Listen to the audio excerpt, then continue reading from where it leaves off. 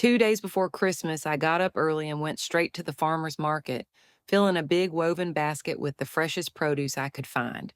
When I got back, I started cooking Samantha's favorites: lemon herb roasted chicken and creamy mashed potatoes. The whole house was filled with the rich, warm aroma of roasting garlic and thyme. My heart swelled with anticipation. I laid out the tablecloth, fluffed the pillows, and sat on the couch like a kid waiting for Santa Claus, eyes fixed on the door. Samantha had just wrapped up her first full-time job after college. She'd insisted on working through the final day, wanting to leave a good impression on her boss. I always knew she was a hard worker. It was just past 7 when the front door finally opened. I sprang to my feet, smiling wide, arms already half raised for a hug, but she didn't even glance at me. She made a beeline straight into her father, Zach's arms, practically bouncing. "Dad, I got a $5,000 bonus this year." Zach lit up like a Christmas tree, his face bursting into pride. He patted her gently on the head. "That's my girl. I'm so proud of you." Then Harold and Beverly, my in-laws, came bustling over, their faces beaming. "Samantha, you are the pride of this family," Beverly said, her voice soaked in admiration. I stood off to the side, watching them swarm around her. Of course I was happy for her. I mean, how could I not be? But still, there was a quiet ache like I'd been forgotten. After all, I was the one who raised her. I stepped forward, took her hand with a smile. "Long day? Are you hungry? I made your favorites. I can heat them up for you." She didn't even look at me. "Mom, can you not ask all these pointless little questions?" She snapped, clearly annoyed. Then she crouched down, unzipped her suitcase, her face glowing with excitement. She pulled out a stack of neatly wrapped envelopes and arranged them proudly on the coffee table, like she was about to announce the winners of a game show. Just then, Zach's younger brother, Jason, and his wife, Emily, walked in.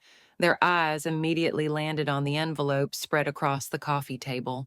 "Wow, Samantha, looks like you're doing pretty great at your job," Jason said, genuinely impressed. "I'm guessing these are gifts for everyone. That's really thoughtful of you." The moment Samantha saw Emily, she jumped up with a squeal and hugged her tight. "Auntie, I missed you so much." I stood frozen in place. In that instant, it struck me. She could treat anyone as family, anyone but me. As everyone gathered around, Samantha cleared her throat and beamed. "To thank you all for supporting me this year, I prepared a little something for each of you. This one's for Dad, a $1,000 Visa gift card. Grandpa and Grandma each get a $300 spa voucher. Uncles get $200 gourmet market cards." I didn't move. I just watched as she handed out the cards one by one, smiling proudly. Emily nudged her gently and whispered, "Sweetheart, I think you missed someone." Samantha smacked her forehead playfully, like she just remembered. "Oh my gosh, you're right. I think there's one more in my bag." Relief washed over me. So she had remembered me after all. Maybe she was saving mine for last. Maybe it was something special. I reached out my hand just as she bent down and scooped up our little dog, Coco, cradling her like a baby.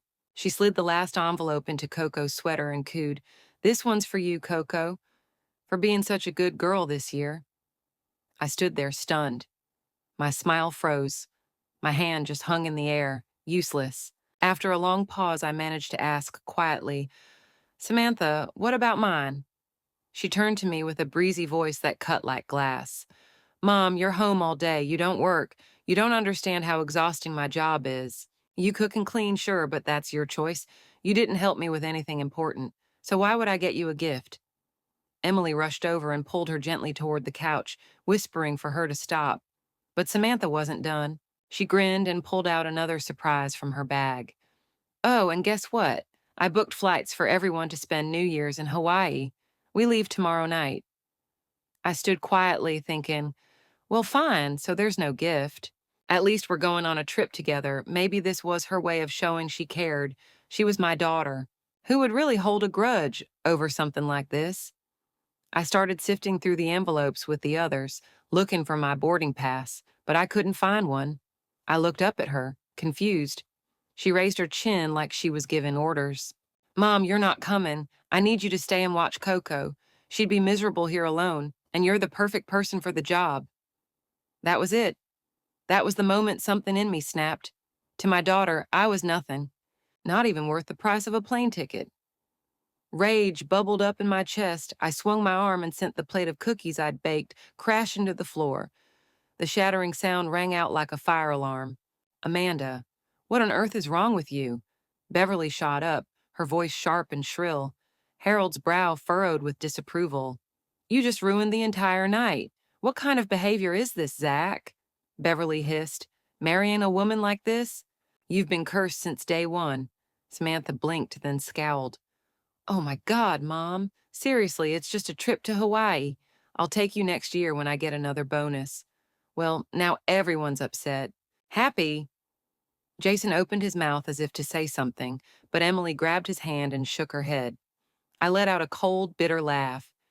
So this is what it takes for you all to notice me, huh? I have to throw something just to remind you I exist. Zach's face darkened. His patience snapped. He pointed at the shattered plate on the floor. Do you have any idea how ridiculous you're being right now? This was supposed to be a joyful family gathering, but no, you had to ruin it. If you can't handle this, then go. No one's stopping you. The irony stung. I wasn't family. I was the unpaid maid, the living dog sitter, the one who cooked, cleaned, and got ignored. I yanked off my apron, tossed it aside, and stormed into the bedroom. I grabbed whatever clothes I could find, shoved them into a bag, picked up my wallet and ID. Just as I turned to leave, Emily rushed in and caught my arm. Amanda, don't. It's late. Where will you even go? She looked back and called out, Samantha, talk to your mom. Don't let her walk out like this. Samantha didn't even sit up. She lounged back against the couch, eyes half-lidded, lips curled in disdain. Let her go. What's she gonna do? Run back to her mommy's house? She throws tantrums all the time. She'll be back tomorrow like she always is. I stood there, stunned. 20-plus years of love and sacrifice boiled down to this. If my mother ever heard how I was spoken to tonight, it would break her heart. I shook off Emily's hand without a word and walked straight out the door. Once I got to the sidewalk, I pulled out my phone and called my mom. Mom, I said, my voice steady but hollow. I'm not coming home for the holidays. I need some time away. Maybe I'll take a little trip. She paused for a few seconds, then replied gently, That sounds like a good idea, honey. A change of scenery might do some good. Just be safe, okay? Then, after a moment, she added, Remember, I told you I was thinking of selling the old house. Well, it's done. The sale went through and the money's in. I'll send some your way. She could hear something was off, but she didn't ask. She never pushed. She just supported me, quietly and completely. I said softly, Mom, I'm okay. I don't need anything right now, but thank you. If I ever do, I'll ask. I mean it. Thank you for always being there, she agreed with a nod I could almost hear through the phone. But 10 minutes later, I got a notification. She transferred $20,000 into my account. The note read, To my dearest daughter, go have the time of your life.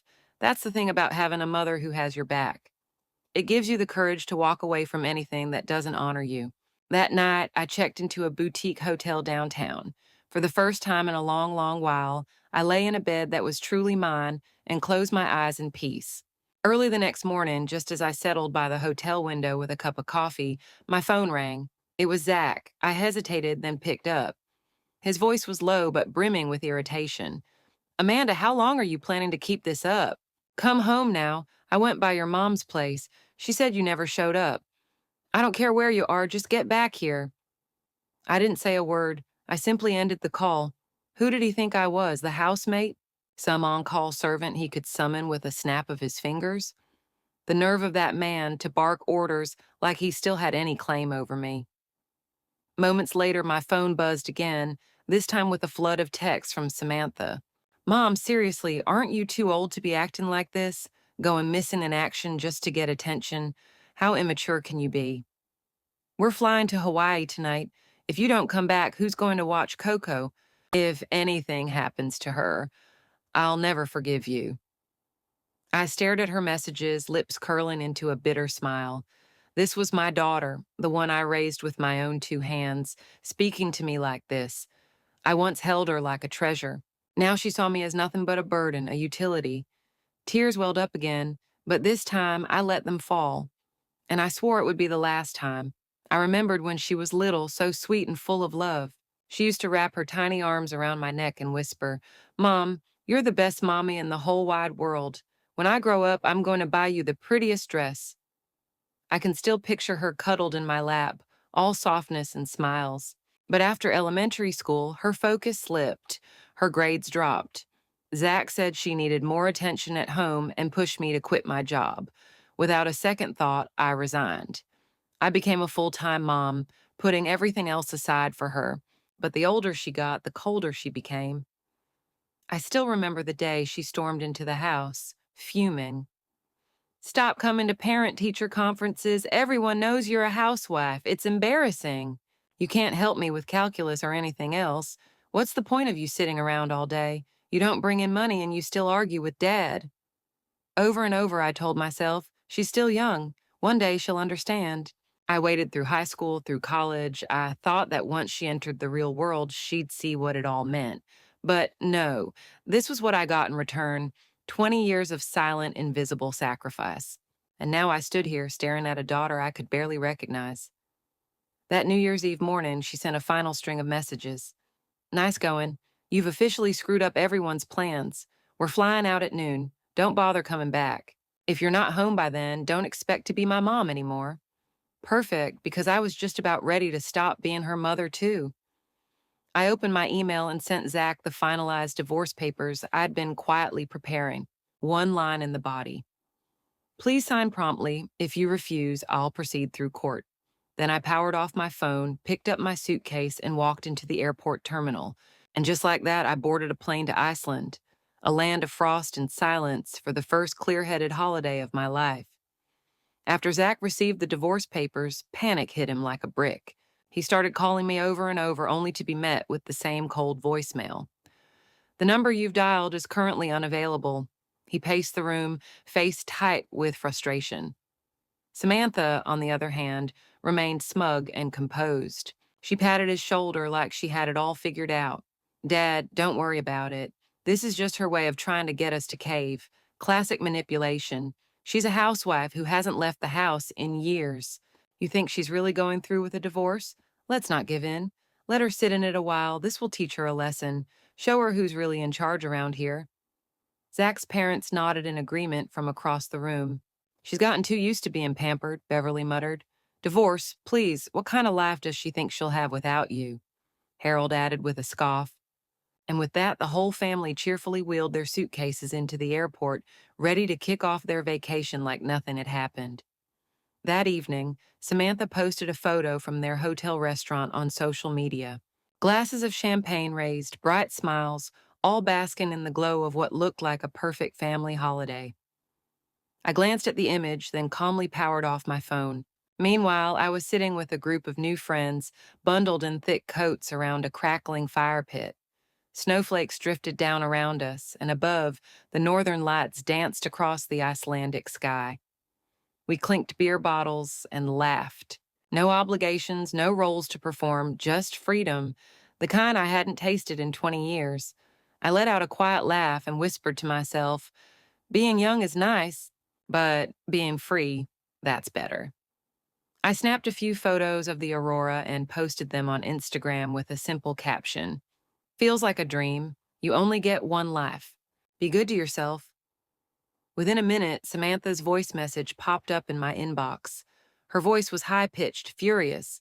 "How could you? You're using Dad's money to go on some wild vacation by yourself. I worked my butt off all year and barely saved anything. Do you even care about us? You're so selfish." I didn't listen to the rest. I just swiped it away. She was right about one thing, though. I was being selfish. And for once in my life, I was finally okay with that. To breathe, to live on my own terms. I only regretted not doing it sooner. So I posted another photo, my boarding pass for a flight to Norway. The caption was just 4 words: "Next stop, even brighter." That was the moment Samantha finally broke. She started calling nonstop, leaving voicemail after voicemail, frantic texts demanding answers. Why had I run away? Why was I wasting money? Why was I acting like a child? I didn't answer. Not a single call. Eventually, I blocked her number. Fuming, she changed her return flight. The 7-day trip was cut short to 2. She stormed into my mother's house the next evening, bursting into tears in the living room. Grandma, Mom's being totally selfish. She ran off overseas while we were trying to celebrate as a family. She cut contact with all of us and she's spending all of Dad's hard-earned money. Now she's even blocked me. You have to talk some sense into her. My mother sat silently for a long moment, then looked up and said calmly, "Let me ask you something. When your whole family flew off to Hawaii, did any of you ask if your mother wanted to come?" Samantha froze. Her mouth opened, but nothing came out. Zach jumped in quickly, trying to smooth things over. "Bess, you've got it wrong. Amanda said she didn't want to come. She was trying to save money." My mother gave a dry, biting chuckle. "That's funny. Just now you said she was spending too much. Now she's saving. Which version is it? Let me make this perfectly clear. No one gets to bully my daughter. She has me, and with me behind her, she will never need anyone's pity. She doesn't lack for anything, least of all your crumbs." Then she stood up, pointed to the front door, and said without raising her voice, "Get out." Zach and Samantha shuffled out, stunned. It wasn't until they were sitting in the car, silence hanging thick between them, that Zach blinked and muttered, "Wait, I remember now. Your grandma mentioned she was selling the old house. From the way she talked today, it's probably already sold. And if it is, she must have given that money to your mom." Samantha's face drained of color. "What? Grandma sold the house," she gasped. "That place is worth a fortune. No wonder she filed for divorce. She wants to take that money and run. This can't happen. We have to get that money back." From that day on, Samantha changed. She wasn't the smug, self-assured girl I'd left behind. Now she messaged me constantly, asking how my day was, if I was enjoying the trip, how the weather was when I planned to come home, as if a few sweet words could erase everything she'd said to me. She thought I'd melt the moment she acted soft, like I always used to, but not this time. For days, I didn't reply. Then, one night, she sent a voice message. Her voice trembled, thick with tears. "Mom, I messed up. I'm so sorry. I didn't mean any of it. I was just so angry. I didn't think you'd really leave. Please come back. I swear I'll be different. I'll change. Just come home, okay?" I listened and laughed quietly. She still didn't get it. I didn't walk out because of a plane ticket. I left because I finally saw the truth. What I meant to this family, where I stood, and I wasn't going to stand there anymore. I deleted the message and I kept moving forward. 1 month later, I came back. The moment I stepped through the front door, Zach looked like a drowning man grabbing for a lifeline. He picked up his phone with shaking hands and called Samantha. "She's back. Get home now. I told you she wouldn't go through with it. If she actually signed those papers, we'd be out 300 grand. Samantha showed up in a flash. As soon as she saw me, she threw her arms open and rushed forward. "Mom, you're finally back. I missed you so much." I raised my hand and stopped her cold. Then calmly I pulled the divorce papers from my bag and laid them flat on the table. My voice was even. "Zach, go ahead and sign these. Keep the house, the car, the daughter. I want none of it." Zach's grin froze in place. His face turned a sickly shade. "Amanda," he said, stunned, "how could you do this? You know how hard I've worked all these years. You sat at home enjoying life for 2 decades and now you just walk away? All because you felt a little left out. That's worth throwing away a marriage?"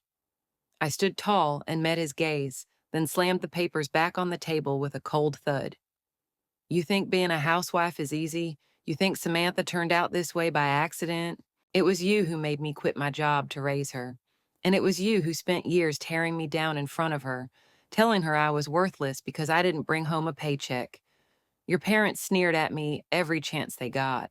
And you never once defended me. She disrespects me because all her life, she's only ever heard you say I was just some freeloader." Zach's face twisted and his tone turned ugly. "Let's be honest. None of this would be happening if your mom hadn't come into money. That's what this is really about, isn't it?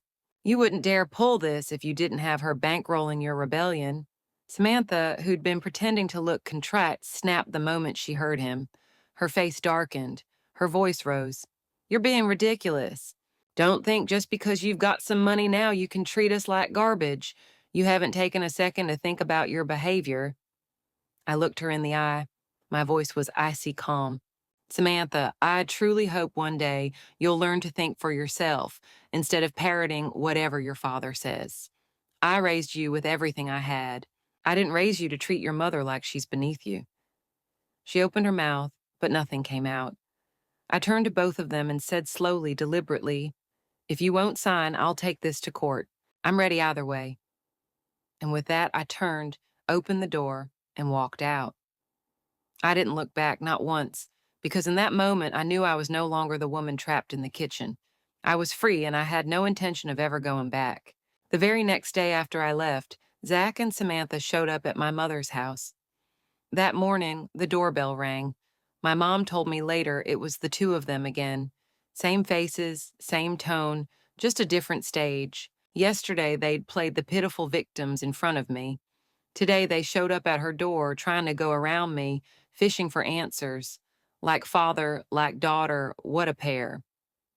My mom didn't let them in. She stood right at the door. She placed her freshly cleaned ceramic coffee cup down on the entryway table and said, cool and measured, she's doing just fine.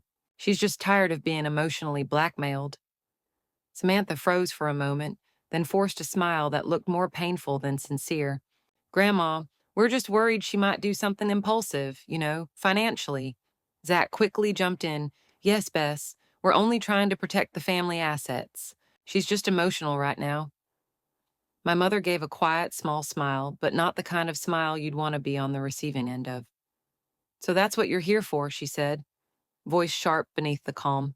You want to know what she's doing with the money, don't you? They tried to backpedal, to explain, but she didn't give them the chance. I've already spoken with a lawyer. Amanda's a grown woman. She can make her own decisions. And if you're hoping to squeeze anything out of me, don't waste your breath. Then she added almost as an afterthought, but each word landed like a gavel strike. Stop treating her like she's still some pushover housewife. She knows how to protect herself now, legally. The door didn't slam, but it shut with quiet finality. That afternoon, I sat in my mom's study for hours. The documents my lawyer had sent were spread across the table: trust structures, asset statements, banking records. I stared at them for a long while, almost dazed. For the first time in my life, the papers in front of me weren't handed to me by someone else with a sticky note saying, "Sign here." They were mine, and the decisions were mine to make. My mom stood by the bookshelf, holding a cup of red tea. Her voice was steady. "This money," she said, "was something I always meant to give you later, for your future, to make sure you'd be secure." She paused, then looked straight at me, those gentle eyes now lined with age but sharper than ever. "But it turns out you need it now." She came over, sat beside me, and placed her hand gently over mine. "Amanda, your father and I, we woke up too late. By the time we realized we had to protect ourselves, we didn't have much left. But you, sweetheart, you still have choices." My throat tightened, my eyes stayed dry, but only because the ache was buried too deep. I picked up the pen, and for the first time, I wasn't signing an insurance policy for Zach. Not a loan guarantee, not a joint purchase agreement. I signed my own name, sole owner of the trust, and my hand didn't even shake. I did a few very important things that day. I froze all joint accounts with Zach. Every penny I owned was moved into a brand new private account under my name only. I updated my will. Every authorized name that had once been Zach's or Samantha's was removed. I emailed Heather, my lawyer and college friend, with full instructions to handle the divorce. Heather has the mind of a legal textbook and the loyalty of a sister. I called my financial advisor and activated enhanced verification protocols. No money moves without my explicit in-person consent. A week after I made the financial split, Samantha reached out again. This time, it was a voice message, her tone light and breezy as if nothing had ever happened. "Mom, you're amazing. Going to Iceland and Norway, all by yourself. Was it beautiful? I'd love to hear about it. Maybe next time we can travel together, somewhere even farther?" I didn't respond. A day later, another message came in. This time, her voice was tight, brittle. "Mom, things haven't been great lately. There were layoffs at work, and I was thinking, maybe I could come home and stay with you for a while." Still, I said nothing. I wanted to see how long she could keep the act going. 2 days later, she sent a screenshot of a credit card statement. Caption read, "My card's maxed out. Really wish I hadn't spent so much before. I miss you, Mom." That one nearly made me laugh out loud. Miss me or miss my money. Her teary apologies, her regret, it was all part of the script. And I knew exactly what came next. If I caved even a little, she'd ramp up the drama. Cue the act, the prodigal daughter begs for forgiveness. I ignored her again, but this time I quietly installed call recording and screen mirroring software on my phone. Because when the apology phase ends, the manipulation phase begins. And I was done being caught off guard. On the fifth day, just as I expected, she called. The moment I picked up, her voice was already quivering with tears. "Mom, I really can't do this anymore. I fell downstairs today, just outside my building. No one helped me. I was lying there alone, and all I wanted was to call you." I didn't say anything, just silence. She waited a beat, then shifted gears, her tone tightening. "Did you change your bank password recently? I tried to check your utility bill yesterday, and I couldn't log in." I smirked quietly, though my voice remained calm. "I've upgraded my account security. The bank recommended it, said identity theft is on the rise." Her voice sharpened immediately. "Mom, I'm not some stranger. I'm your daughter. Are you seriously protecting your account from me?" I didn't argue. I stayed steady. "If you really want to help, send that paperwork I asked for last month. But don't touch my bank account again." She went quiet just for a few seconds, then let out a bitter laugh. "Fine. So I really am an outsider now, huh?" "No," I replied evenly. "You made yourself one the day you started treating me like an ATM." There was a loud thud. She'd slammed her phone against something. Then, as if the dam finally burst, she snapped, "You think you're so above it all, don't you? That trust fund isn't just yours. You lived off Dad's money your whole life, and now you want to keep everything for yourself just because you got a divorce?" There it was. She wasn't looking for forgiveness. She was looking for a balance sheet, for inheritance, for control. I tapped my screen to activate the record and overlay. My tone stayed measured, every word intentional. "Samantha, you're aware this call is being recorded, right? I'll be forwarding it to my legal team as supporting evidence in my petition for a no-contact order." Silence. Then I heard it. Her composure crumbled. She started sobbing. Full body, guttural crying. "I can't do this anymore. How can you be this heartless? Don't you remember that night I had a fever and you didn't sleep, sitting by my bed the whole time? Doesn't any of that mean something to you?" I took a breath, a deep, steadying breath. "I remember," I said softly. "I remember how I didn't drink a drop of water that night, scared you'd wake up and not see me there. I remember when you were 6 and you said you'd buy me a house when you grew up. When you were 10, you promised to take me to Hawaii. But I also remember how you told me I was embarrassing for being a stay-at-home mom. You asked me not to show up at your parent-teacher conferences. You told me I was useless, that I couldn't help with your homework, that I didn't earn money and didn't deserve respect." She shrieked through the line. "So you're cutting me off over that? You'd throw away everything for this?" My voice dropped to a whisper, cold, clear. "No, I'm cutting you off because you're using the love I gave you as leverage. You think affection is a bargaining chip? I can forgive immaturity, Samantha, but I will not be emotionally extorted." Then I ended the call. I opened her contact profile, blocked her on every platform, set her profile so she could never add me again. And I didn't leave so much as a goodbye. That evening, I opened the fridge and saw the pickled cucumbers I'd made the day before. I'd made them with her in mind, just in case she showed up at my door, apologetic one last time. Now, I took the jar, walked it to the trash can, and dropped it in. I wasn't saving anything anymore, not even the hope that she might come back. "Amanda, your husband made his move." I had just poured my morning coffee when Heather, my attorney, said it over the phone. "Zach filed a petition. He's trying to claim part of your trust fund." She paused, then added, "He's arguing that the money your mother gave you was transferred during the marriage, so it should be considered marital property."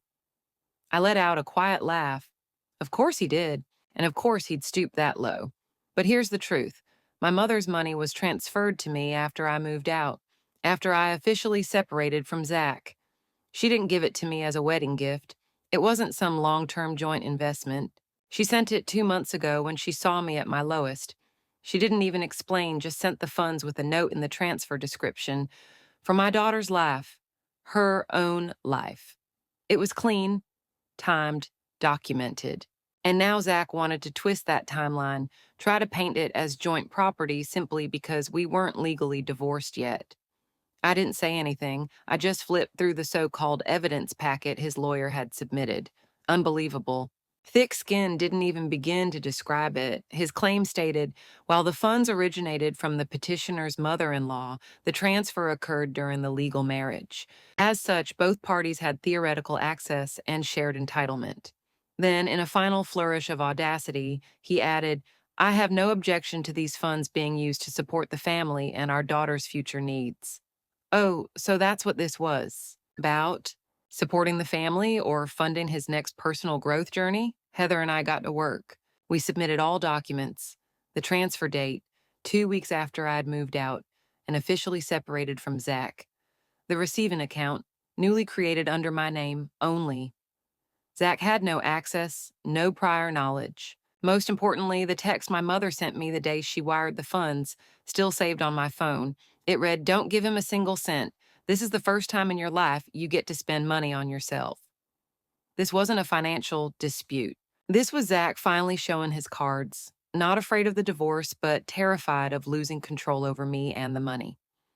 On the day of the hearing, he showed up in the same gray suit he'd worn at least a dozen times during our marriage.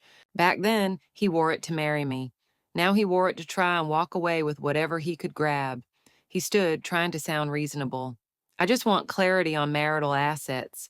We both have a responsibility to our daughter. Heather stood and opened her file. Her voice was cool, steady. First, these funds were a personal gift from Amanda Mitchell's mother, designated solely for her use. Second, the transfer occurred after legal separation. Zach Mitchell had no involvement in the management of those funds. Third, Zach Mitchell has engaged in multiple acts of financial misconduct, including unapproved loans and fund transfers, compromising marital financial trust. We have documentation to support this. She slid the evidence across the table. Screenshots of the wire transfer, the transaction note, the original text from my mother, and best of all, a copy of the loan documents Zach had once asked me to just sign real quick back when he thought I didn't read fine print. I heard Zach exhale sharply across the table. He hadn't expected this. He hadn't expected me to keep receipts. He never thought the little papers he once slipped under my nose would show up in court as Exhibit A in the case against him. The judge, a sharp-eyed woman in her 40s, wasn't amused. After flipping through everything, she looked up and delivered her ruling in one concise line. It is evident that these funds were a post-separation personal gift from Amanda Mitchell's mother. Mr. Mitchell has no legal claim to them.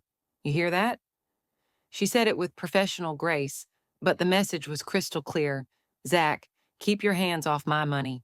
Outside the courthouse, Heather handed me a coffee as we stood on the stone steps, watching Zach talk with his flustered attorney. She smiled.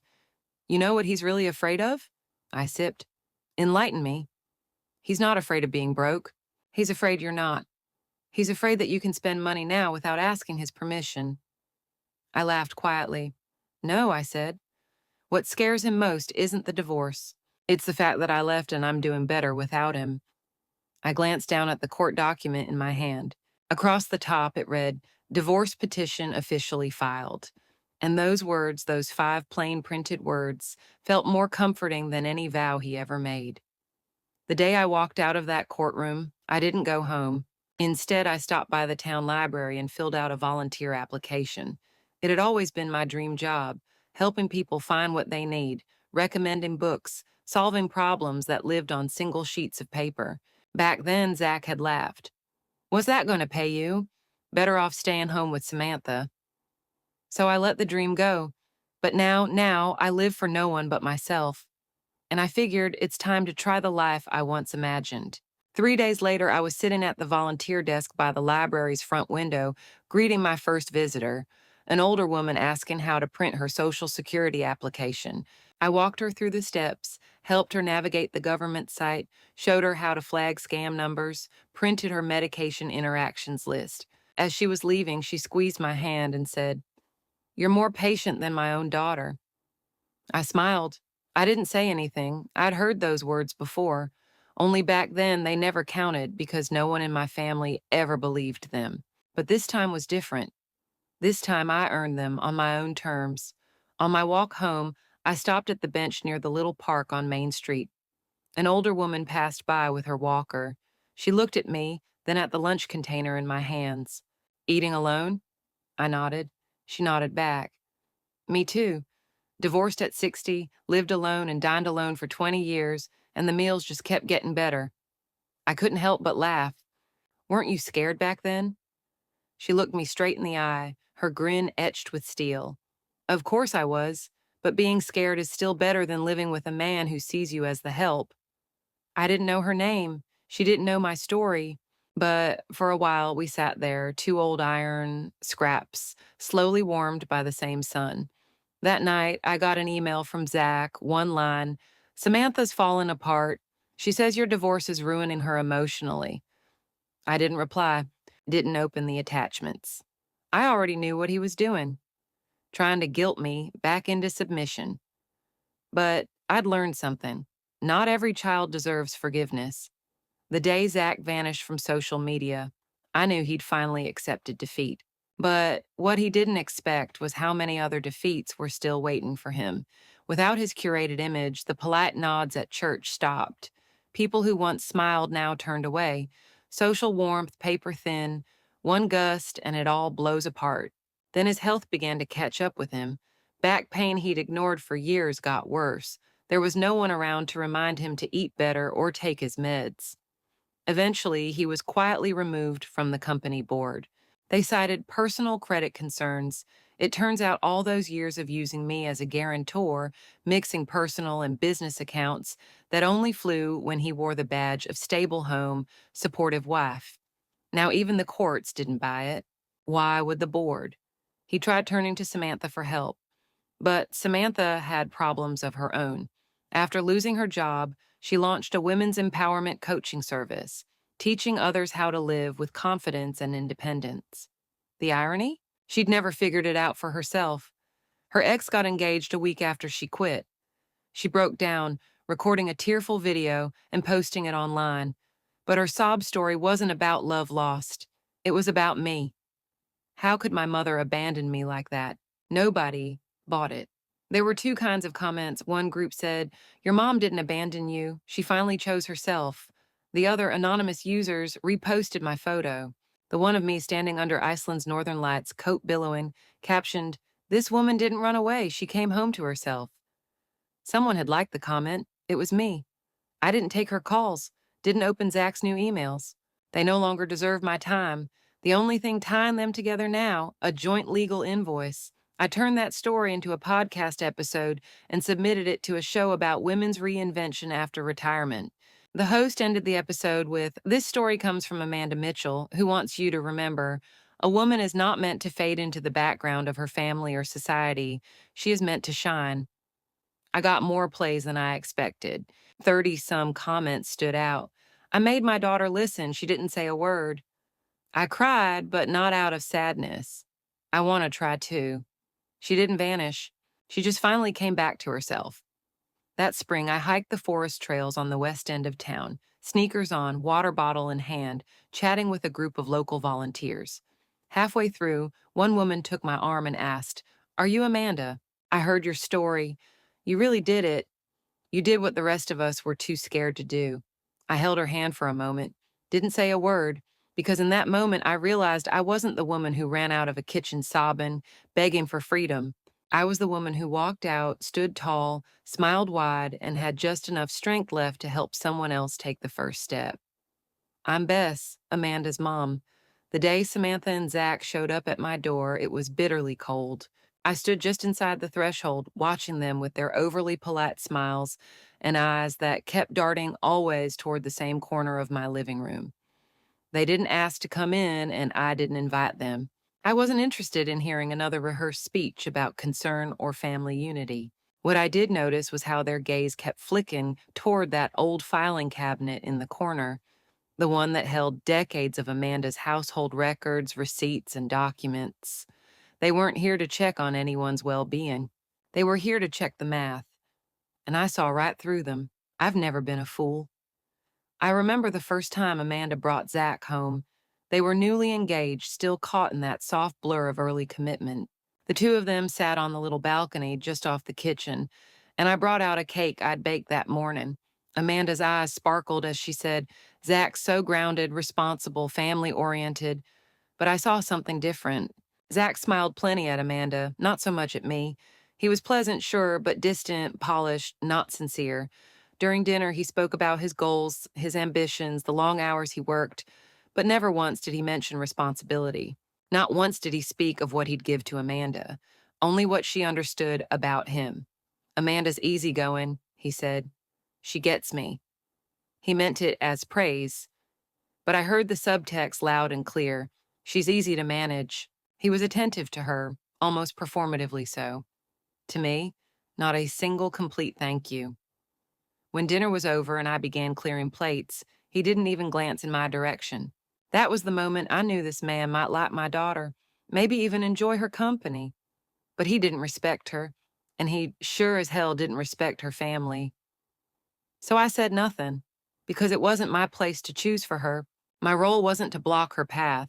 It was to make sure she always had a way back, a soft place to land if the road she chose ever turned rough. And that's what I've done all these years. I watched her, quiet, patient, pushing through.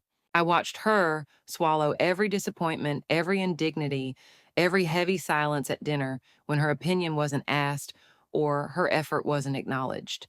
I watched her live the version of marriage I knew all too well. And now, all these years later, I see the same shadows in her posture that I once carried in mine. But this time, the story will end differently. Because this time, I'm not just the woman in the background making tea and smoothing linens. I'm the one standing in the doorway, keeping out the people who never saw her as more than an extension of what they could take. The year Amanda got married, I gifted her the wedding dress and jewelry myself. She stood there in her veil, crying like a little girl, clutching my hand and saying, "Mom, I'm going to have a good life." I cried too, but not because she was leaving. I cried because deep down, I already heard a voice whispering inside me, "She's going to suffer, sooner or later." After she moved in with Zach, I offered to come by every now and then to help with the baby and meals. She had just given birth to Samantha. She was exhausted, barely able to finish a sentence without nodding off. Zach was polite to me on the surface, but his politeness always carried a certain edge, like I was a guest overstaying my welcome. I remember once at dinner, I casually mentioned Samantha's cough might ease if you apply a warm compress at night. Zach, without even looking up, replied flatly, "That's an old issue. She always gets over it. No need to fuss." Another time, Amanda told me she was thinking of picking up some part-time work. Before she could finish, Zach cut in, "Your body isn't what it used to be. Wouldn't it be better to just rest at home?" And then there was the day he joked over dinner. "Isn't it kind of natural for Bess to help out with the baby? It's not like she's working." He laughed, as if it were nothing. But in my ears, it landed like lead. I said nothing, because I knew exactly what I was looking at. Not a man being careless with his words, but a man skilled in control. One moment I'll never forget. I was in the kitchen washing dishes. Samantha came running in, crying for chocolate. I told her gently, "You can have some after dinner." She yelled back, "Why should I listen to you? Dad says you're just the maid."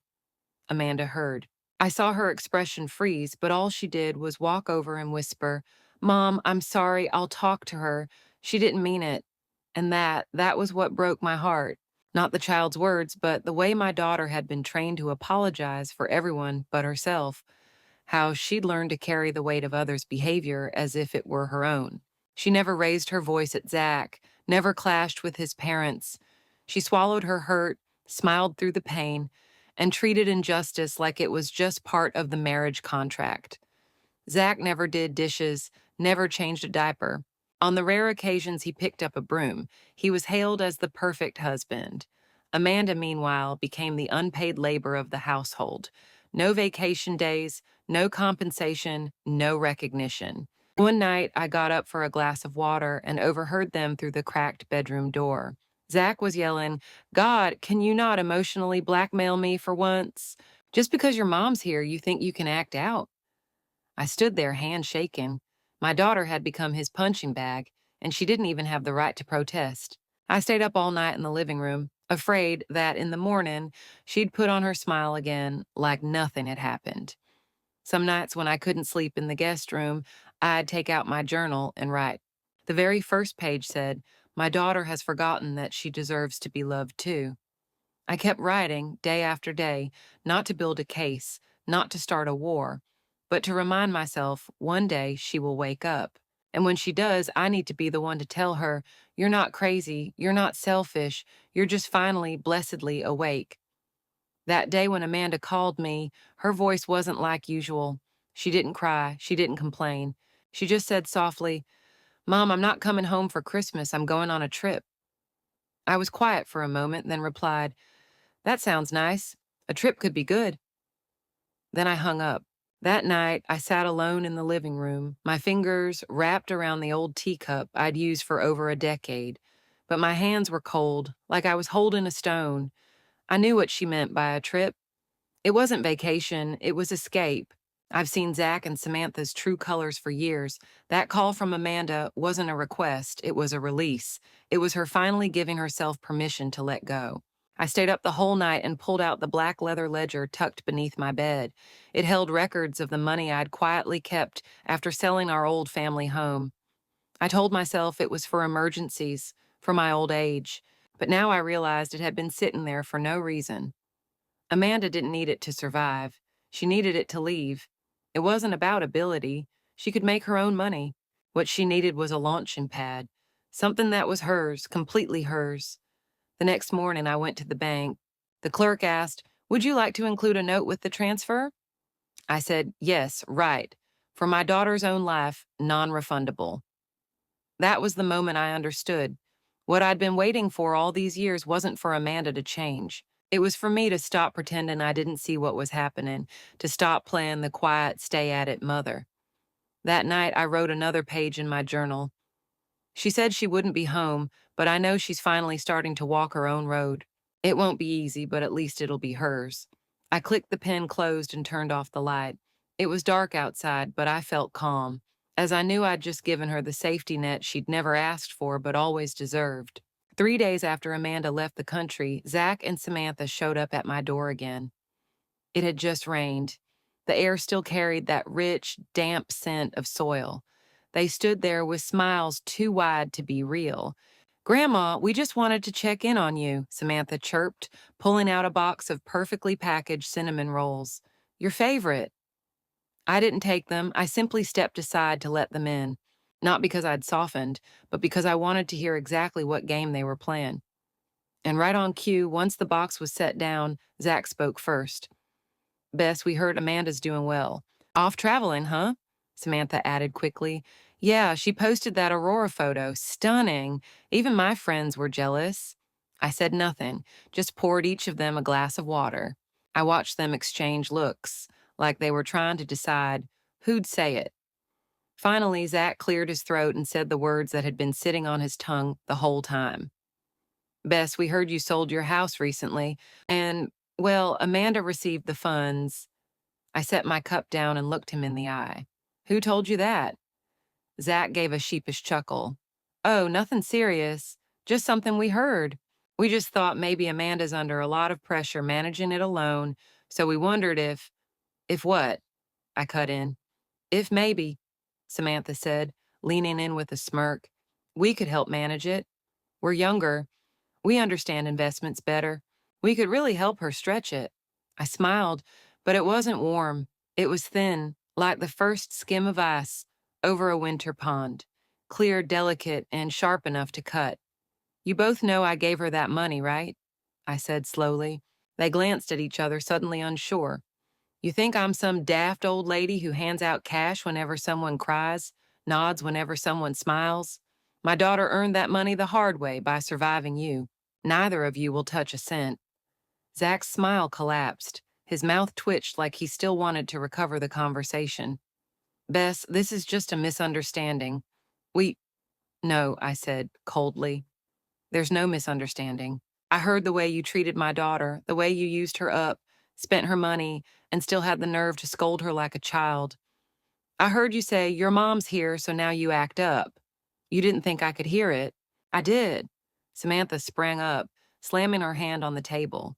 You're trying to sabotage our marriage. My mom never said anything bad about you. I let out a bitter laugh. Of course she didn't. He protected you, but I don't. I only protect her now. I walked to the door and pulled it open. I've said what I came to say. You won't touch that money. And if either of you show up again, I will call the police. Don't assume age means weakness.